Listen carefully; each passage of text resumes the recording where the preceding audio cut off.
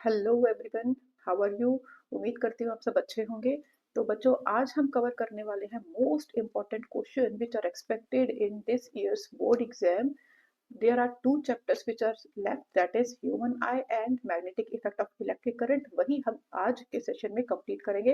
जितने भी important question हैं, केस बेस्ड क्वेश्चन है, सैंपल पेपर क्वेश्चन है, प्रीवियस ईयर क्वेश्चन है जो कि बहुत बार रिपीट हुए हैं, आज की वीडियो में हम उन सबको कवर कर लेंगे। और आपको मैं बहुत जो इंपॉर्टेंट टॉपिक हैं जो हर बार जिनमें से क्वेश्चन आते हैं वो भी बताऊंगी।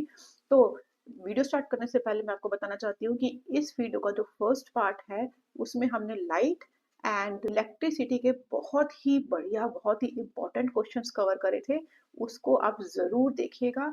उनमें से बहुत सारे क्वेश्चंस आपको आपके प्री बोर्ड और बोर्ड के पेपर में जरूर से देखने को मिलेंगे, क्योंकि उसमें प्रीवियस ईयर क्वेश्चंस को मैंने बहुत सारे प्रीवियस ईयर क्वेश्चंस को कवर करा है, सैंपल पेपर क्वेश्चन को कवर करा है। और same as in this video उसमें भी हमने sample paper question, previous year questions जो कि बहुत बार रिपीट हो चुके हैं, and with this and most expected important question and case based question, competency based question, सारी ही चीजें कवर करी हैं। तो इस वीडियो को देखने के बाद अगर आप लोगों ने वो फर्स्ट पार्ट नहीं देखा है तो उस पार्ट को जरूर देखिएगा, उसे मिस बिल्कुल मत करिएगा। तो चलिए स्टार्ट करते हैं ह्यूमन आई। तो बच्चों, जैसे कि आप लोग के पास टाइम बहुत कम है, एग्जामिनेशन आपके बिल्कुल आ ही गए हैं, तो जो सबसे इम्पोर्टेंट टॉपिक है अब हमें उन पे फोकस करना है जिनमें से 100% गारंटीड क्वेश्चंस आते ही आते हैं। तो फर्स्ट टॉपिक है आपका स्ट्रक्चर ऑफ ह्यूमन आई। इसमें आपसे स्ट्रक्चर ऑफ ह्यूमन आई बनाने को बिल्कुल नहीं आता, बट यस जो डिफरेंट डिफरेंट पार्ट्स हैं उनके फंक्शनिंग जरूर पूछ ली जाती है। जैसे what is the function of cornea, what is the function of iris, what is the function of ciliary muscles like. तो आपको ये स्ट्रक्चर ऑफ ह्यूमन आई के जो डिफरेंट डिफरेंट पार्ट्स हैं उनके फंक्शंस जरूर से याद करने हैं, वो जरूर आते हैं। Now next and the most important thing is the defect of vision and their correction.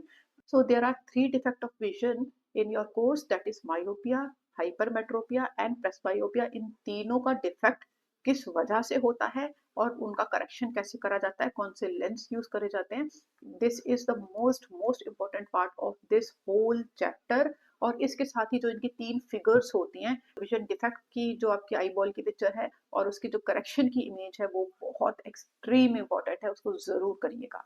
Now dispersion of light and the formation of rainbow, this is also very important topic. देखो रेनबो कैसे form होता है। देखो बच्चों, जो आसमान में पानी की छोटी छोटी बूंदे हैं ना, वो प्रिज्म की तरह एक्ट करती है। तो जो सनलाइट की व्हाइट लाइट आप ये देख रहे हो फिगर में, सनलाइट की जो व्हाइट लाइट है जब उस पर पड़ती है तो क्या होता है, एक पॉइंट पे जैसे ही पड़ी पानी की बूंद के सरफेस पे जैसे ही पड़ती है तो वो स्प्लिट हो जाती है डिफरेंट डिफरेंट कलर्स में। इसी को बोलते हैं dispersion of light, right. Splitting of white light into its constituent colours is known as dispersion of light. अब जब ये डिस्पर्जन ऑफ लाइट होता है तो देखो ये पानी की बूंद के सरफेस के अंदर जिस पॉइंट पे टकराती हैं वहां से ये रिफ्लेक्ट करती हैं, ठीक है।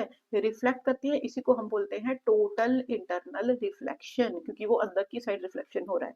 उसके बाद नाउ नेक्स्ट इस पॉइंट पे आप देख रहे हो, इस पॉइंट पे दोबारा से टकराई और इसके बाद बाहर आ गई विद सम एंगल, तो इसको हम क्या बोलेंगे, रिफ्रैक्शन। तो आप देख रहे हो जब सनलाइट, व्हाइट सनलाइट एक पानी की बूंद पे टकराती है तो क्या क्या होता है, दो बार रिफ्रैक्शन होता है और एक बार टोटल इंटरनल रिफ्लेक्शन होता है। और जब फाइनली ये रिफ्रैक्टेड रेज बाहर निकलती हैं तो हमें क्या दिखता है, we can see the rainbow, ठीक है। डिस्पर्जन ऑफ लाइट की वजह से क्या हो जाता है, फाइनली हमें एक स्पेक्ट्रम ऑब्टेन होता है of 7 colours which we can see as a rainbow. तो this is also very important, इसको अच्छे से प्रिपेयर कर लीजिएगा। Now the next important question is trace the sequence of events which occur when a bright light is focused on your eyes। आप देखो आंखों में अगर एकदम से हमारी तेज लाइट पड़ती है तो क्या होता है, हम आंखों को ऐसे श्रिंक कर लेते हैं, ठीक है। तो ये हमें सीक्वेंस ऑफ इवेंट को ट्रेस करना है कि जब ब्राइट लाइट हमारी आंखों में पड़ती है तो क्या होता है। तो बच्चों क्या होता है, जब ब्राइट लाइट हमारी आईज में पड़ती है तो वो एज अ स्टाइमुलस, तो वो एज अ स्टेमुलस एक्ट करती है, ठीक है। तो ये जो ब्राइट लाइट है वो एज अ स्टेमुलस एक्ट करेगी हमारी आईज में, और फिर क्या होगा, अब इस स्टेमुलस ने इलेक्ट्रिक इम्पल्स जनरेट करा जो कि हमारे ब्रेन तक लेके जाएंगी sensory nerves, SENSORY, sensory nerves, ठीक है। सेंसरी नर्व्स जो होती हैं वो जो हमारी आईज के अंदर जो रिसेप्टर्स प्रेजेंट थे, कौन से रिसेप्टर प्रेजेंट थे, मुझे ये मैसेज कमेंट बॉक्स में लिख के बताइए। जो आईज में स्टाइमुलस को डिटेक्ट करते हैं उन रिसेप्टर्स का नाम क्या है, कमेंट बॉक्स में फटाफट से लिख के बताइए। नाउ ये जो रिसेप्टर्स हैं ये स्टाइमुलस को डिटेक्ट करते हैं और फिर ये रिसेप्टर्स इलेक्ट्रिक इम्पल्स जनरेट करते हैं। यही इलेक्ट्रिक इम्पल्स जो होता है, जो सेंसरी नर्व्स होती हैं वो ब्रेन तक लेके जाती हैं। अब ब्रेन इंटरप्रेट करता है कि उसको क्या मैसेज देना चाहिए, तो वो जो भी इंटरप्रेट करता है उसको मोटर नर्व से इफेक्टर ऑर्गन्स तक, उसको जो भी ब्रेन डिटेक्ट करता है वो मोटर नर्व से इफेक्टर ऑर्गन तक उस मैसेज को भेजता है। अब इफेक्टर ऑर्गन इस केस में क्या है, वो है circular muscles of the iris. Circular muscles of iris. Iris क्या है, जो ये हमारा कलर्ड पोर्शन है आईज में, दैट इज द आइरिस। ठीक है, जो आंखों का कलर होता है वो आइरिस की वजह से होता है। सपोज अब मेरी आंखों का कलर ब्लैक है, आपकी आंखों का कलर अगर ब्लू है या फिर ब्राउन है, तो वो किसकी वजह से है, वो आइरिस आइरिस की वजह से है, राइट। तो ये जो मोटर नर्व्स हैं वो इफेक्टर ऑर्गन को मैसेज देती हैं, जो सर्कुलेटरी मसल्स हैं आइरिस की उनको मैसेज देती हैं, और फिर क्या होता है, फिर हमारा कॉन्ट्रैक्शन होता है। जो आइरिस है वो कॉन्ट्रैक्ट करता है प्यूपिल को। तो प्यूपिल क्या करता है, प्यूपिल को मैसेज मिलता है कि बहुत ब्राइट लाइट आंखों में पड़ रही है, तो प्यूपिल कॉन्ट्रैक्ट कर जाता है। आपने देखा होगा जो आईज के बीच में सेंटर में पोर्शन में काला काला सा पोर्शन है, वो कभी तो छोटा हो जाता है कभी वो बड़ा हो जाता है। तो जब ब्राइट लाइट पड़ती है तो प्यूपिल कॉन्ट्रैक्ट करता है, छोटा हो जाता है, और लेस इंटेंसिटी ऑफ लाइट हमारी आंखों के अंदर जाती है, तो हमारी आंखें डैमेज होने से बच जाती है। तो this is the response to the bright light. तो इसी तरीके से आपको प्रॉपरली ड्रॉ करके दिखाना है। हाँ, यहाँ पे आईज ड्रॉ मत करना, यहाँ पे लिख देना आईज को, राइट। तो इसको मैं आपको दिखा भी देती हूँ किस तरीके से आप लिखेंगे।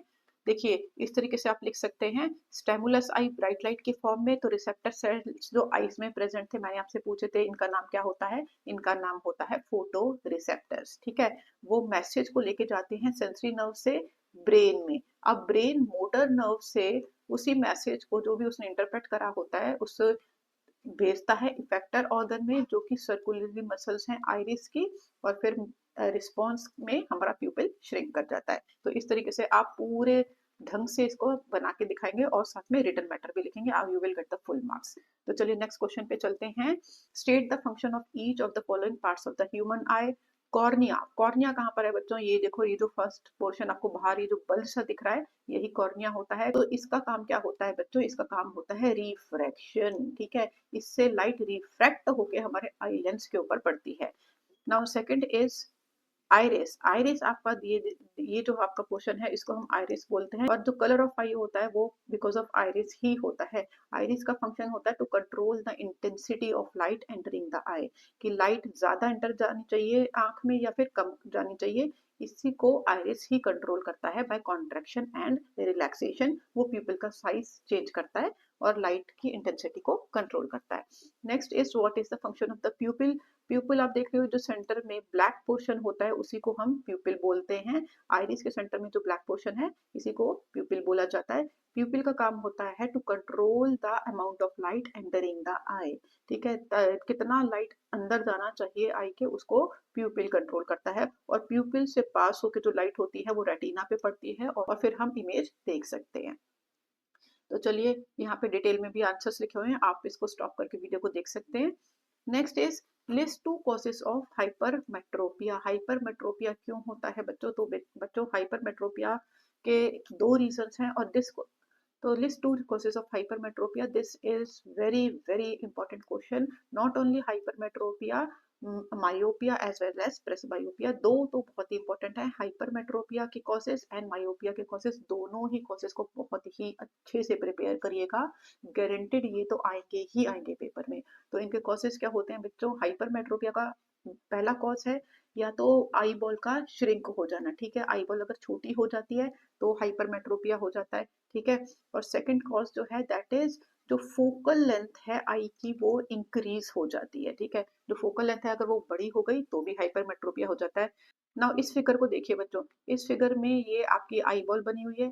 ठीक है, this is the eye lens. अब जब ऑब्जेक्ट की जो रेज हैं, ऑब्जेक्ट से जो रेज आ रही हैं वो लेंस पे पड़ती हैं और कन्वर्ज होके वो पढ़नी चाहिए रेटिना पे, पर रेटिना पे ना पढ़ के वो कहाँ पीछे की साइड आप देख रहे हो मिल रही है रेस, ठीक है। तो इमेज कहाँ बन रही है, वो back of the eye ball बन रही है, ठीक है। तो इस केस में जो पर्सन होता है वो ढंग से देख नहीं पाता, तो उसको क्या करना पड़ता है, उसको जो ऑब्जेक्ट है उसको थोड़ा दूर रखना पड़ेगा, ठीक है। आपने कई बार देखा होगा कि कोई कोई लोग होते हैं वो बुक को पास ना रख के बहुत ऐसे दूर रख के पढ़ते हैं, ठीक है, क्योंकि उनको हाइपरमेट्रोपिया होता है, राइट। तो इसका केस, इसका कॉज क्या है, फर्स्ट कॉज है देखो आई बॉल श्रिंक हो गई है, आई बॉल छोटी हो गई है, तो first is the shortening of the eye ball. Second जो है, इसकी जो आप देख रहे हो जो फोकल लेंथ थी वो होनी चाहिए थी यहाँ पर, लेकिन वो अब कहाँ पर है, वो है यहाँ पर, ठीक है। इसकी फोकल लेंथ इंक्रीज हो गई है, ठीक है। तो ये दो केसेस, तो ये दो कॉजेस हैं ऑफ हाइपरमेट्रोपिया। ये जो दो आप फिगर्स देख रहे हो ये बहुत इंपॉर्टेंट हैं, hypermetropic eye and the correction of hypermetropic eye. इसी तरीके से आपका दो फिगर होंगे मायोपिया के, myopic eye and correction of myopic eye. ये चारों के चारों फिगर बहुत ही इंपॉर्टेंट है, इनको अच्छे से प्रैक्टिस करिएगा, बोर्ड के पेपर में तो गारंटेड ये क्वेश्चन आएगा ही आएगा। नाउ नेक्स्ट आपको draw ray diagram to show the hypermetropic eye, आपको मैंने अभी दिखा दिया, and its correction using suitable optical device. तो ऑप्टिकल डिवाइस बच्चों कौन सा होता है, ऑप्टिकल डिवाइस मतलब किस टाइप का लेंस आप यूज करोगे कि आप अपने प्रॉब्लम को, आई की प्रॉब्लम को, मायोपिया या फिर हाइपरमेट्रोपिया को ठीक कर सको। तो बच्चों जो आपका, तो बच्चों जो हाइपरमेट्रोपिया होता है उस केस में क्या होता है, फोकल लेंथ बढ़ जाती है, तो हमें क्या करना है, हमें कन्वर्जिंग पावर को इंक्रीज करना है। तो कन्वर्जिंग पावर को इंक्रीज करने के लिए हम कौन सा ऑप्टिकल डिवाइस यूज करेंगे, कौन सा लेंस यूज करेंगे, दैट इज कॉन्वेक्स लेंस। तो आप देखो जब हम कॉन्वेक्स लेंस वाला चश्मा पहनेंगे तो क्या होगा, जो लाइट रेज हैं वो पहले इस कॉन्वेक्स लेंस पे पड़ेंगी, उसकी वजह से वो थोड़ी सी कन्वर्ज हो जाएंगी, और फिर जो हमारा आई का लेंस होता है that is also convex lens, उसके बाद ये दोबारा इस आई लेंस पे पड़ के दोबारा से कन्वर्ज हो जाएंगी और रेटिना पे मीट करेंगी। तो फिर जो पर्सन है वो इमेज को क्लियरली देख पाएगा, या फिर जो भी वो बुक पढ़ रहा है उसको इजीली पढ़ पाएगा, ठीक है। तो हाइपरमेट्रोपिया के केस में जो लेंस यूज होता है वो होता है कॉन्वेक्स लेंस। तो मायोपिया के केस में कौन सा लेंस यूज होगा वो आप मुझे कमेंट बॉक्स में लिख के बताइएगा। Now our next question is, a narrow PQ of white light is passing through a glass prism. आप देख रहे हो ये glass prism है, एक ray of light that is white ray of light PQ इस glass prism के इस side पे फॉल कर रही है। तो अब आपको इसका पाथ ट्रेस करना है और बताना है कि यहाँ पे ये जो स्क्रीन है DE इस पे कैसे फॉर्म होगा। तो let us trace, write the name and the cause of the phenomena observed, because prism is more denser, इसका रिफ्रेक्टिव इंडेक्स भी ज्यादा होगा। तो जैसे इस पे व्हाइट लाइट पड़ेगी तो क्या होगा, इसका डिस्पर्जन हो जाएगा, ठीक है, splitting of white light into it's constituent colors, that is known as dispersion of light। अब नाउ इस सेकंड इंटरफेस पे दोबारा यहाँ पे पड़ी, इसके बाद क्या होगा, ये इसका दोबारा से रिफ्रैक्शन होगा और ये लाइट कुछ स्क्रीन पे जाके इस तरीके का पैटर्न बनाएगी, ठीक है। तो आपको पता है जो व्हाइट लाइट होती है उसमें हमारे कितने कलर्स होते हैं, 7 कलर्स होते हैं। तो आप इस पे प्रॉपरली 7 कलर्स फॉल करते हुए दिखाएंगे, ठीक है। और लाइट में सबसे ज्यादा जो डेविएशन होता है वो वायलेट कलर में होता है, और जो लीस्ट डेविएशन होता है वो रेड कलर में होता है। तो आप यहाँ पे पूरे कलर्स का नाम लिख सकते हैं, VIBGYOR। so maximum deviated ray of light is violet color and the least deviated is red color। ऐसा क्यों, क्योंकि जो रेड कलर है उसकी जो वेवलेंथ है वो सबसे ज्यादा होती है, और जो वायलेट कलर है उसकी वेवलेंथ सबसे कम होती है। तो फर्स्ट का आंसर हमने दे दिया, name of the phenomena is the dispersion of light and the cause of phenomena observed is splitting of white light into its constituent colors।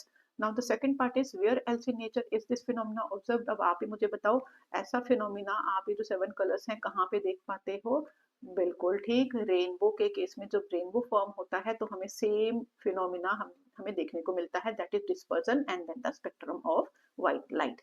Based on this observation, state the conclusion which can be drawn about the constituent of the white light। तो आप इसको देख के क्या समझते हो कि white light कैसी है।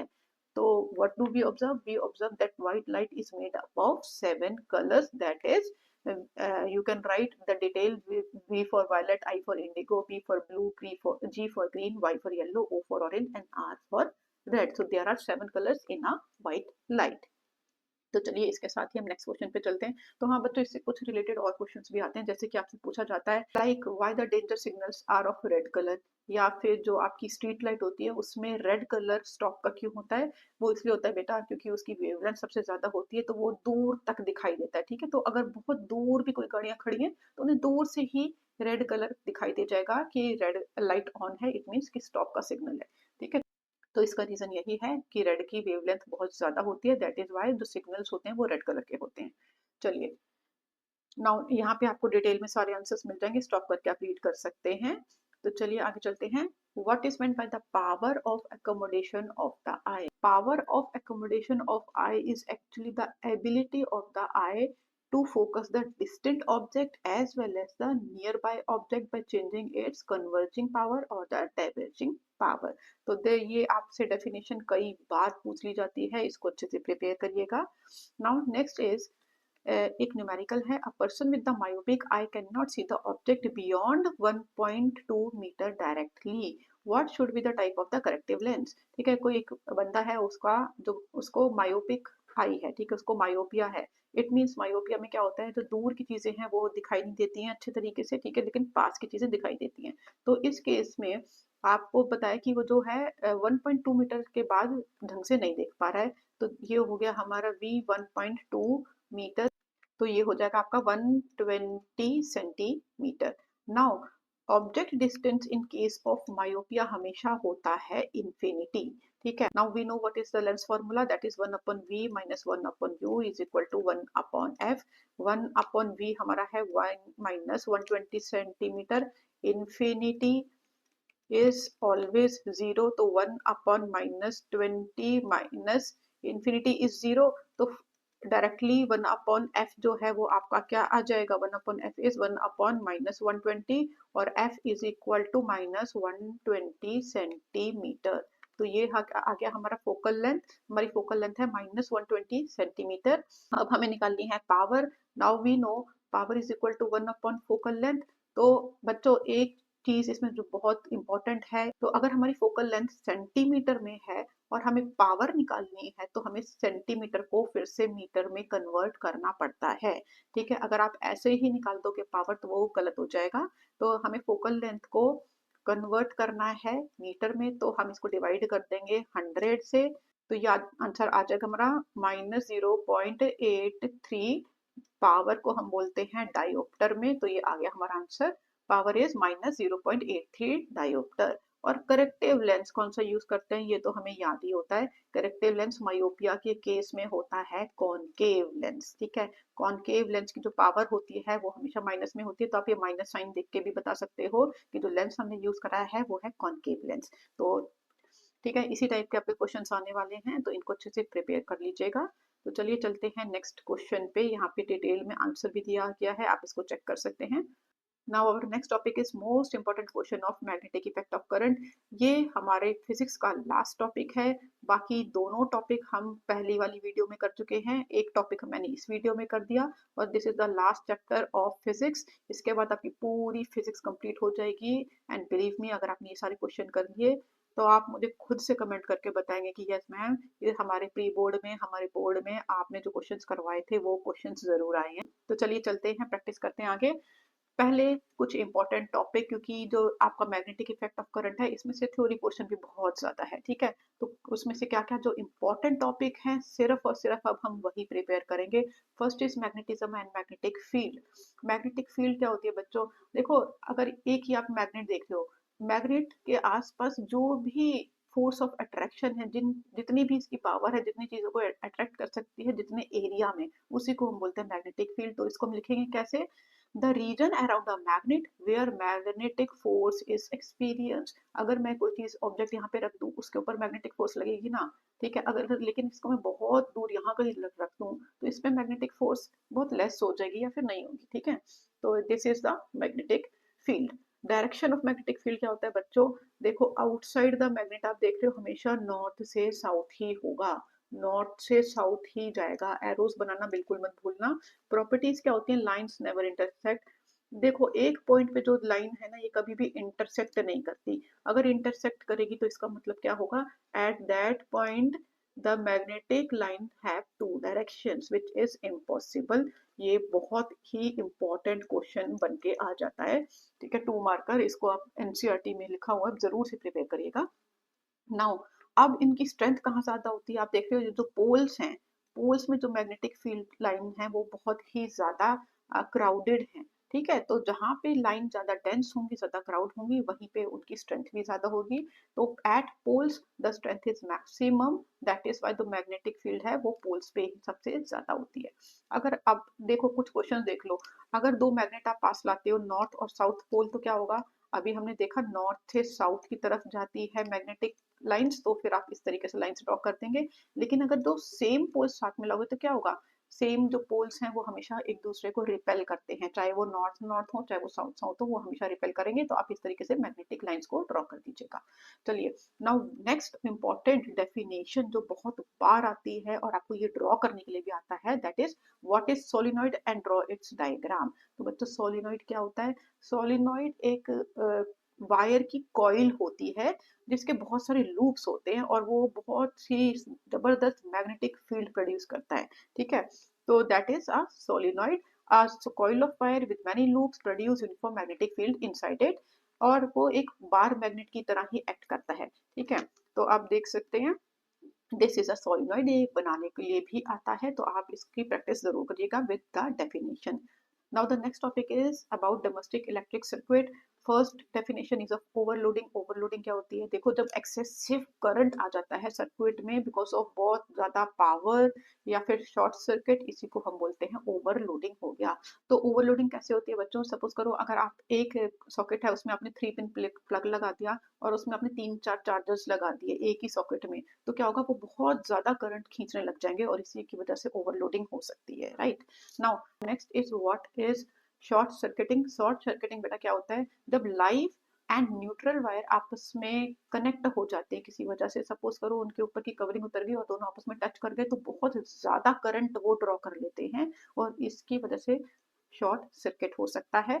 शॉर्ट सर्किट ओवरलोडिंग की वजह से भी हो सकता है, राइट। नाउ अब इनसे बचने के लिए हम क्या कर सकते हैं बच्चों, हमें फ्यूज का यूज करना चाहिए। फ्यूज क्या है, फ्यूज एक सेफ्टी डिवाइस होता है जिसका मेल्टिंग पॉइंट बहुत लेस होता है और उसकी रेजिस्टेंस बहुत हाई होती है।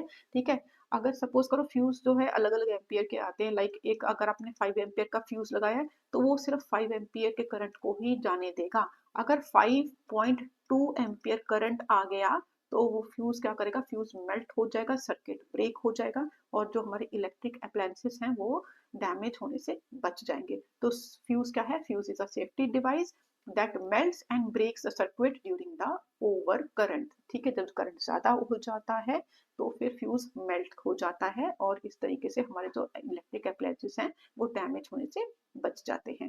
नाउ फ्यूज भाई थिन होना चाहिए कि थिक होना चाहिए, ये आप मुझे कमेंट बॉक्स में लिख के बताओ, और ये भी बताइए कमेंट बॉक्स में लिख के कि फ्यूज किस मटेरियल का बना होता है। तो चलिए, डायग्राम टू प्रैक्टिस। डायग्राम आपके कौन कौन से आते हैं, field lines around the bar magnet जो मैंने आपको यहाँ पे दिखाया, ये वाला डायग्राम आपको बनाने को आ जाता है। Next is field line around the straight conductor and circular loop and the solenoid. तो ये फील्ड लाइंस ड्रॉ करने को आती है क्योंकि चैप्टर ही मैग्नेटिक इफेक्ट है, तो भाई मैग्नेटिक फील्ड किस किस के अराउंड कैसी कैसी होंगी वो आप जरूर से देख लीजिएगा। Now the next is, this is very easy question but ये बहुत ही इंपॉर्टेंट क्वेश्चन है, कई बार मैंने अभी तक इसको प्री बोर्ड में और बोर्ड में देखा है। Now given below are the 3 diagrams showing entry of the electron in the magnetic field, identify the case in which force of electron will be maximum। देखो यहाँ पे 3 केसेस दिए गए हैं A, B और C, आपको आइडेंटिफाई करना है ये जो इलेक्ट्रॉन है देख रहे हो ये मैग्नेटिक फील्ड है, B से हम मैग्नेटिक फील्ड को रिप्रेजेंट करते हैं, ठीक है, और E से इलेक्ट्रॉन दिखाया गया है यहाँ पे। तो आपको पूछा इन 3 केसेस में मैग्नेटिक फील्ड इलेक्ट्रॉन पे मैक्सिमम किस केस में लग रही है और मिनिमम किस केस में लग रही है और उसका आपको रीजन भी बताना है। तो बच्चों देखो ये जो A है, इस केस में जो इलेक्ट्रॉन है वो मैग्नेटिक फील्ड से आप देख रहे हो परपेंडिकुलर जा रहा है, और जब भी ये परपेंडिकुलरली जाएगा तो फोर्स लगेगी मैक्सिमम। और भाई मिनिमम किस केस में लगती है, जब इलेक्ट्रॉन वगैरह, जब इलेक्ट्रॉन मैग्नेटिक फील्ड से पैरेलल होगा। अब आप देख रहे हो ये जो इलेक्ट्रॉन है ये मैग्नेटिक फील्ड से पैरेलल जा रहा है, ठीक है। तो इस केस में तो भाई क्या फोर्स लगेगी, बिल्कुल भी फोर्स नहीं लगेगी, जीरो हो जाएगी फोर्स, ठीक है। तो आप क्या कह सकते हो इस केस में मिनिमम फोर्स लग रही है या फिर जीरो फोर्स लग रही है, ठीक है। तो बस दो ही चीजें पूछी गई, रीजन के साथ लिख दीजिएगा। नाउ डिटेल में कैसे लिखना है यहाँ पे आप स्टॉप करके वीडियो को देख सकते हो, अच्छे से रीड कर सकते हैं। Now next question is, this is sample paper question. ये सैंपल पेपर का क्वेश्चन है इसलिए बहुत इंपॉर्टेंट हो जाता है, हमें इसको रीड करना ही पड़ेगा। ये केस बेस्ड क्वेश्चन है लेकिन बहुत ही इजी क्वेश्चन है, तो चलिए रीड कर लेते हैं। यहाँ पे बच्चों हमें ना पांच ऑप्शन दिए गए हैं, A B C D E। आप नेक्स्ट पेज में देख सकते हो, यहाँ पे हमें ये ऑप्शंस दिए गए हैं, ठीक है। इन ऑप्शंस में से हमें जो ऑप्शन है वो चूज करना है। तो पहले इसको हमें पूरा रीड करना पड़ेगा। Renewable energy source such as wind energy are vital for the Indian economy. हमें पता है जैसे विंड एनर्जी होती है ना, वो रिन्यूएबल एनर्जी होती है, मतलब उसको हम दोबारा से यूज कर सकते हैं ना, इसलिए दैट इज रिन्यूएबल एनर्जी, ठीक है। तो वो हमारी इंडियन इकोनॉमी में बहुत ही इंपॉर्टेंट यूज है उसका, not only from the point of view of supply but also from the perspective of environmental and the social benefit। तो आपको पता है बच्चों आजकल तो देखो फ्यूल है वो बहुत ज्यादा पोल्यूशन क्रिएट कर रहा है, जो हम डीजल यूज करते हैं, पेट्रोल यूज करते हैं, उससे जो धुआं निकलता है उससे बहुत ज्यादा पोल्यूशन क्रिएट हो रहा है, ठीक है। तो इस तरीके से जो ये विंड एनर्जी है दैट इज वेरी बेनिफिशियल, ठीक है। वो उसका इन्वायरमेंटल बेनिफिशियल भी है और सोशल बेनिफिट भी है। Now India is the world fifth largest wind power producer and the largest wind mill facilities in India are installed in the Tamil Nadu. Muppandal is a small village of Tamil Nadu and one of the most important states of wind farm in the state. It uses wind from the Arabian Sea to produce the renewable energy। मतलब आपको बेटा इस paragraph में ना पूरा wind energy के benefits बताए गए हैं और बताया गया है कि हमारे इंडिया में कहाँ कहाँ पे विंड एनर्जी यूज करी जाती है, किस किस चीज के लिए यूज करी जाती है। तो इसी से रिलेटेड आपको आगे क्वेश्चन पढ़ना है। Now the suitability of Muppandal as a site of the wind farm stems from its geographical location as it has access to the seasonal monsoon winds। तो एक जो गांव है आपके तमिलनाडु में मुपंडल, वो उसमें जो ये आप देख रहे हो ना विंड मिल्स ये बहुत ज्यादा लगे हुए हैं क्योंकि उसके कुछ ज्योग्राफिकल कंडीशन ऐसी है कि वहाँ पे जो मॉनसून विंड है वो बहुत ज्यादा तेज चलती हैं, तो विंड मिल बहुत आराम से वहाँ पे ऑपरेट कर सकते हैं। Now the electrical generator used on the wind turbine in sites like Muppandal produces the output AC of 240 volt. तो ठीक है, ये अल्टरनेट करंट कितना प्रोड्यूस करता है जो विंड टर्बाइंस हैं 240 वोल्ट, और उनकी फ्रीक्वेंसी क्या है that is 50 hertz. Even when the wind speed is fluctuating, अगर विंड कभी ज्यादा है कभी कम है, लेकिन ये जो वोल्टेज है AC की और जो फ्रीक्वेंसी है ये सेम रहती है, ठीक है। A transformer may be required to increase और decrease the voltage so it is compatible with the end usage. तो भाई एक ट्रांसफार्मर लगाया हुआ है जिससे कि ये जो आउटपुट है ये हमेशा मेंटेन रहता है, ये विंड से ज्यादा कम होने से ज्यादा वेरी नहीं करता। नाउ डिस्ट्रीब्यूशन और transmission voltage depending upon the type of interconnection. तो चलो ये हमने सारा का सारा इतना बड़ा सारा पैराग्राफ पढ़ लिया, अब क्वेश्चन पढ़ लेते हैं। क्वेश्चन क्या लिखा गया है, the output frequency of wind turbine हमें दी गई है 50 हर्ट्ज, ठीक है। तो फ्रीक्वेंसी है that is 50 hertz. Which of the following does not explain this statement. Now यहाँ पे ध्यान देने वाली बात क्या है कि यहाँ पे ये चार स्टेटमेंट्स दी गई हैं, फ्रीक्वेंसी बताई है 50 हर्ट्ज है, इनमें से हमें गलत स्टेटमेंट को चूज करना है। तो चलिए फर्स्ट स्टेटमेंट पढ़ लेते हैं। The fan of turbine move 50 times in 1 second. तो यस दिस इज ट्रू। क्यों बच्चों, आपने फ्रीक्वेंसी पढ़ा होगा 9th क्लास में, क्या होता है frequency is number of vibrations in 1 second. तो ये 50 टाइम वाइब्रेट करता है 1 सेकेंड में, इसी को फ्रीक्वेंसी बोलते हैं, तो ये बिल्कुल ठीक बात है। Next, in 1 second the output AC completes 50 cycles. जो आउटपुट AC है वो 50 साइकिल्स कंप्लीट कर रहा है, तो 50 साइकिल्स कंप्लीट कर रहा है क्या, ये थोड़ा डाउटफुल केस है। चलो नेक्स्ट पढ़ लेते हैं, हम ऑड वन आउट करेंगे। The polarity of the output alternating current changes every 1/100 second. तो यस दिस इज ट्रू, आपने पढ़ा होगा NCERT की बुक में कि जो आउटपुट अल्टरनेटिंग AC करंट है वो 1/100 सेकंड में अपनी पोलरिटी चेंज करता है। पोलरिटी मतलब एक टाइम में ये पॉजिटिव होता है, एक टाइम में नेगेटिव होता है, फिर पॉजिटिव होता है, फिर नेगेटिव होता है, और कितने ड्यूरेशन में होता है 1/100 सेकंड में। दिस इज ट्रू, NCERT में लिखा हुआ है, अगर आप देखोगे तो आपको मिल जाएगा। Now in 1 minute the output AC complete 50 cycles. 1 minute में आउटपुट AC 50 साइकिल्स कंप्लीट करता है। हाँ ये ठीक बात है, तो 1 सेकंड में नहीं करता, तो सेकंड स्टेटमेंट हमारा हो जाता है फॉल्स स्टेटमेंट। ठीक है, तो आप आंसर भी यहाँ पे देख सकते हैं। The fan of turbine move 50 times in 1 second, true है। The polarity of output alternating current changes 1/100 second, भी ट्रू है। In 1 minute the output AC complete 50 cycles, भी ट्रू है। तो ऑप्शन ट्रू 2 जो है वो आपका इनकरेक्ट ऑप्शन है। तो with this, we have another question. State 3 factors on which the strength of magnetic field produced by the current carrying solenoid depend. Again a very very important question. हमें 3 factors बताने हैं जिसपे कि magnetic field solenoid की depend करती है। तो बच्चों सोलिनॉइड मैंने आपको दिखाया था, तो करो ये आपका सोलिनॉइड है। ठीक है, this is your solenoid. Okay, ये बैटरी से अटैच्ड होता है। Okay, this is positive, this is negative, ये करंट जा रहा है, तो ये करंट नीचे आने की डायरेक्शन हो जाएगी। This is the solenoid. Now अब आप जितने नंबर ऑफ ये टर्न्स इंक्रीज करोगे उतनी ही आपकी मैग्नेटिक फील्ड इंक्रीज हो जाएगी। तो magnetic field directly depends upon number of turns. ठीक है, ये फर्स्ट पॉइंट हो गया। Next is magnetic field also depends upon the strength of the current. अगर आप करंट इंक्रीज कर दोगे, सपोज यहाँ पे 5 एम्पियर करंट था, 5 एम्पियर को आपने इंक्रीज कर दिया और 15 एम्पियर बना दिया, तो भी मैग्नेटिक फील्ड इंक्रीज हो जाएगी। ठीक है, तो मैग्नेटिक फील्ड डिपेंड करती है number of turns, and magnetic field depend करती है स्ट्रेंथ ऑफ और या अमाउंट ऑफ द करंट पे। नाउ नेक्स्ट इज, आप इसमें अंदर कौन सा मटेरियल यूज कर रहे हो। अगर आप सॉफ्ट आयरन कोर यूज कर रहे हो तो फिर मैग्नेटिक स्ट्रेंथ इंक्रीज हो जाएगी। तो magnetic field also depend upon the core of the material use. तो ये 3 पॉइंट्स हैं, तीनों पॉइंट्स आप लिख सकते हो। कोर ऑफ मटेरियल, किस टाइप का मटेरियल यूज करा जा रहा है कोर में, इस पे भी मैग्नेटिक फील्ड डिपेंड करती है। Right, now draw circuit diagram of solenoid to prepare an electromagnet. तो ये आपका बी का आंसर हो गया। ये हमारा सर्किट डायग्राम है सोलिनॉइड का, जिससे कि हम एक इलेक्ट्रोमैग्नेट तैयार कर सकते हैं। नाउ यहाँ पे आप आंसर को अच्छे से रीड कर सकते हैं। यहाँ पे मैंने 3 की जगह 4 पॉइंट्स दे दिए हैं और यहाँ पे आपका ये डायग्राम भी ड्रॉ कर दिया है। तो चलिए चलते हैं नेक्स्ट क्वेश्चन पे। Give reasons for the following. हमें यहाँ पे कुछ रीजंस देने हैं। It is dangerous to touch the live wire of the main supply rather than the neutral wire. बच्चों, लाइव वायर को टच करना बहुत ही खतरनाक हो सकता है क्योंकि वो 220 वोल्ट पे होता है, बट न्यूट्रल वायर तो आपका 0 वोल्ट पे है। ठीक है, न्यूट्रल वायर जो होता है ब्लैक कलर का होता है, लाइव वायर होता है रेड कलर का। Now next question, in household circuit parallel combination of resistances use. भाई हाउस होल्ड में हम पैरेलल कॉम्बिनेशन क्यों यूज करते हैं? ये क्वेश्चन बहुत ही कॉमन है और बहुत ही इंपॉर्टेंट क्वेश्चन है, बहुत बहुत इंपॉर्टेंट क्वेश्चन है। हम पैरेलल कॉम्बिनेशन यूज इसलिए करते हैं क्योंकि ये जो रजिस्टर्स होते हैं ना, ये सारे सेम वोल्टेज पे होते हैं। ठीक है, इनको सेम वोल्टेज मिलती है, पहली बात।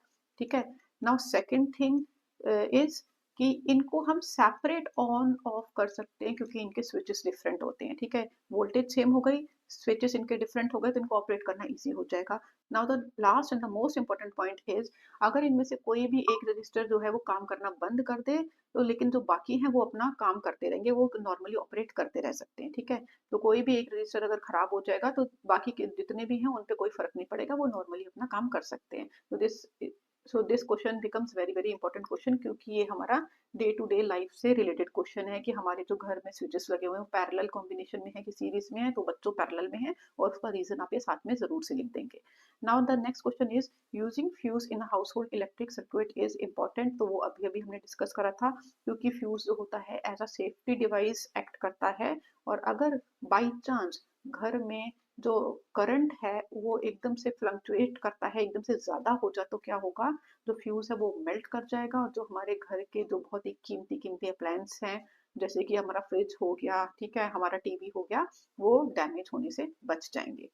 तो इनके सभी क्वेश्चंस के आंसर्स यहाँ आपको दिए गए हैं। अच्छा, एक चीज इंपॉर्टेंट आपको बताना ध्यान नहीं रहा मुझे कि फ्यूज जो होता है हमेशा सीरीज में ज्वाइन होता है। सीरीज में बच्चों इसलिए ज्वाइन होगा ना क्योंकि सीरीज में होगा तो करंट जो पहले फ्यूज से पास करेगा, अगर ज्यादा करंट होगा तो फ्यूज मेल्ट कर जाएगा, सर्किट ब्रेक कर जाएगा। तो जो फ्यूज है वो हमेशा सीरीज में ज्वाइन करे जाते हैं, फ्यूज को कभी भी पैरेलल में ज्वाइन नहीं करा जाता। फ्यूज का मेल्टिंग पॉइंट लेस होता है और उसकी रेजिस्टेंस हाई होती है। और मैंने आपसे एक क्वेश्चन पूछा था इस वीडियो में कि जो फ्यूज है वो किस चीज का बना होता है। फ्यूज बच्चों थिन मेटल वायर का बना होता है जो कि एलॉय होता है टिन और लेड का। तो जिसका भी आंसर ठीक है मुझे कमेंट बॉक्स में लिख के जरूर बताइएगा। Now with this this video ends and I hope आप लोगों को सारे क्वेश्चंस बहुत अच्छे से समझ में आए होंगे। अगर वीडियो अच्छी लगी हो तो लाइक करिएगा, सब्सक्राइब करिएगा, कमेंट करके ज़रूर बताइएगा। And let's meet in the next video. तब तक के लिए keep learning, best of luck.